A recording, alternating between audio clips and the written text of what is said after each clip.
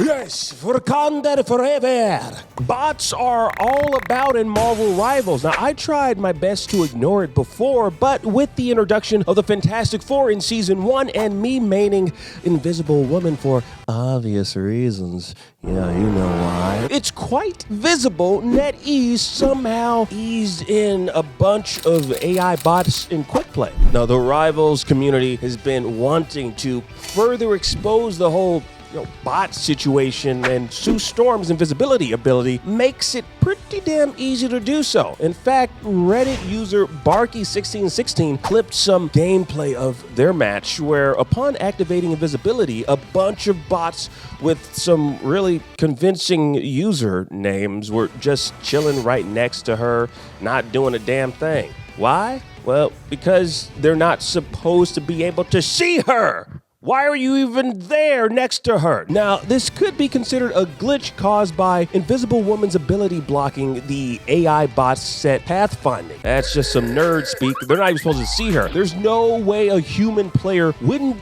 just, move by and just go up them damn stairs. Now, I know bots in QP is something players question why it exists in Rivals, but hey, personally, when I'm whipping around as Spider-Man and getting my ass handed to me, well, I'm not complaining when I have two different teammates that just keep healing the hell out of me for whatever reason. When I first witnessed that and experienced it, I thought it was pretty nice. I thought it was pretty cool that I had two players that were on it enough to just keep healing me whenever they saw that my health was low. But then I found out later they were in fact bots.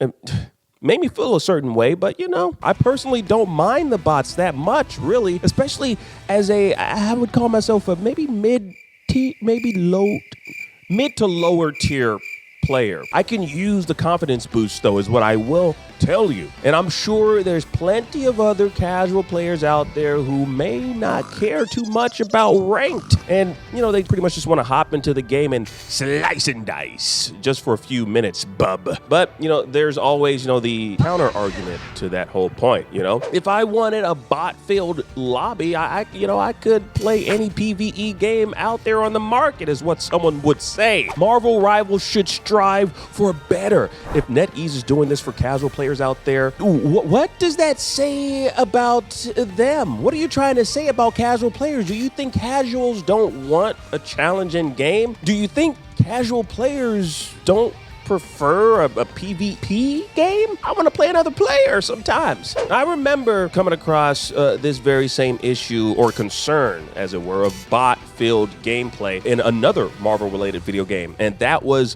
Marvel Snap. Now, while I don't mind it much in Rivals, given the nature of the genre of that particular game, in a digital collectible card game, it was a bit different. A 1v1 game with bots in Snap just doesn't make sense to me. And pre-infinite ranks filled with bots just kind of diminishes the appeal of any win you might achieve. Now, I get it towards the initial release of the game, Marvel Snap, why that might be a thing. Bots make for quicker matchmaking, but I wanted a real challenge, a real ranked experience for this one, for Marvel Snap. Now, I stopped playing Marvel Snap a long time ago. I'm honestly kind of curious if anyone out there that's watching this, are you still playing Marvel Snap? And if so, why? What type of enjoyment are you getting out of it? Ultimately, I think Marvel Rivals is in a good place and isn't going anywhere, despite how the more competitive players might feel about the bots in the game. I mean, at least they help to fill up a lobby in quick play, unlike the now dead game Concord. Just saying those words just hurts my ears. It took forever to find a match in that particular game. Also, it just wasn't pleasant to look at. But I mean, ew, what am I looking at? What is this? I mean, just look at this Concord character compared to Miss Fantastic. you know exactly why they call her Miss Fantastic. I don't need to explain it to you. The reason Marvel Rivals is succeeding in the very same space Concord failed to make a splash in is due to various reasons. For one, it's a free-to-play game with a very popular and massive IP attached to it, which means pre-established characters everyone is familiar with and are household names. Everyone knows the Hulk, everyone loves Spider-Man, and everyone goes nuts over Squirrel Girl. Yeah, I know some of y'all gooners out there, y'all been losing lots of nuts to her. Anyways, as for Concord, that game would set you back $40 frickin' dollars. And it contained a bunch of unappealing, unattractive characters who were being introduced to us for the very first time in a hero shooter game that added absolutely no value to the medium. Now, if you're going to introduce a new IP like Concord to gamers like myself, you should do everything within your power, within your ultimate power, to make the characters appealing enough visually to lure us in. That's what happened with Stellar Blade. While we weren't familiar with the characters of that particular game, they were attractive enough to garner a steady fan base. Same thing with The First Descendants, which is also free to play and had a very attractive and alluring game design and characters. And we're already gearing up for season 2 of that game, so it's not going anywhere anytime soon. I know I'm not. I'm gonna stay with you forever. I love you. Now, the key is to know your audience. Work towards giving said audience something of value and worth in your chosen medium, and actually listen to player feedback and fan reception online.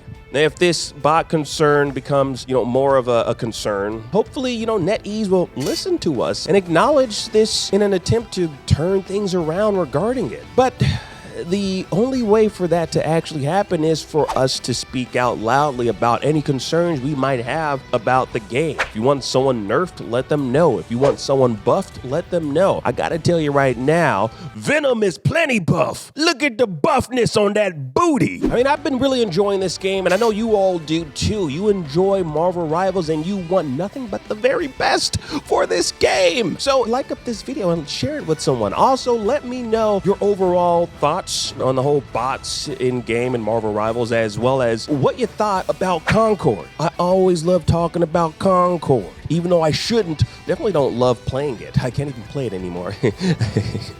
Ooh, I wasted so much money on that game. But I do always love dunking on the failure of that particular game, so please give me a reason to continue to rag on it in the comment section down below. Still sad, though, how that whole game panned out. Really hope you enjoyed this, and until the next video, Wakanda forever, and stay subscribed, y'all, if you're not already. We out.